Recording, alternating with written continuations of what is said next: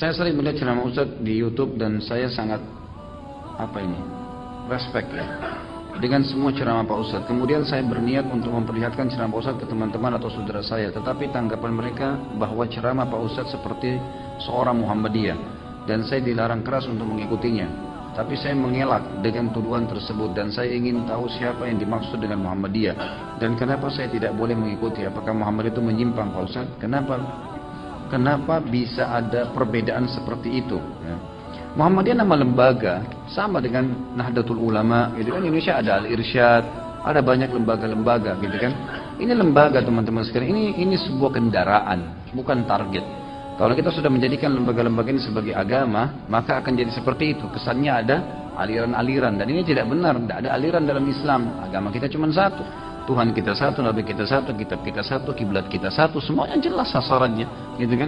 Wahyu juga jelas, mana yang ayat, mana yang hadis Nabi SAW, dan hadis-hadis pun yang palsu sudah dijelaskan oleh para ulama. Tidak ada sesuatu yang membingungkan sebenarnya.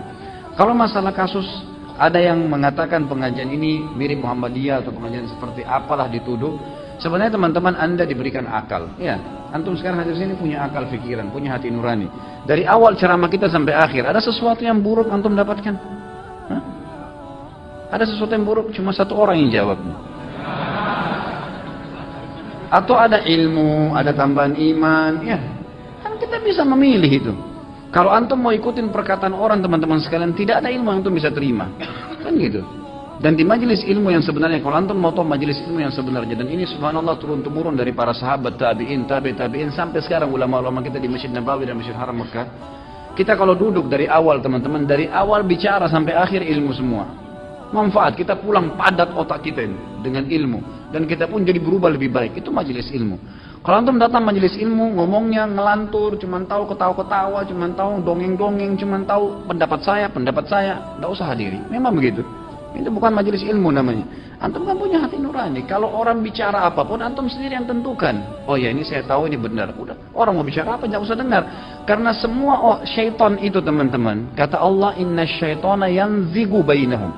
Syaitan itu nazak. Nazak itu kalau ada celah di batu atau celah di buah, sedikit retak, sedikit bisa masuk di situ ulat, itu namanya nazak. Bisa nazak, dia bisa masuk ke situ.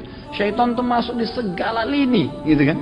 Kalau antum sudah multazim nih, sudah mulai masuk pengajian, sudah mulai pelihara jenggot, sudah mulai ikuti pengajian, sudah mulai lisannya sudah ngomongin, oh Allah berfirman loh, itu ustadz ini bicara masalah ini.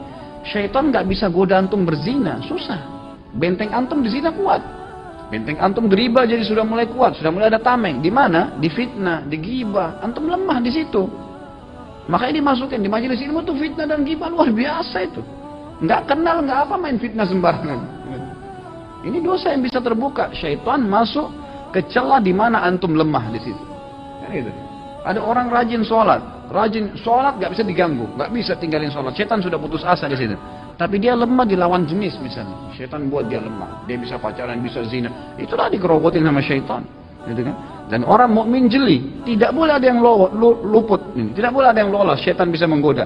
Setiap dia lemah di satu titik, dia perkuat, perdalam ilmu di situ, supaya akhirnya dia tidak bisa didapatkan celah kelemahannya. Allahu a'lam. Jadi antum punya hati nurani, saudaraku. Lihat, ikuti hati nuraninya.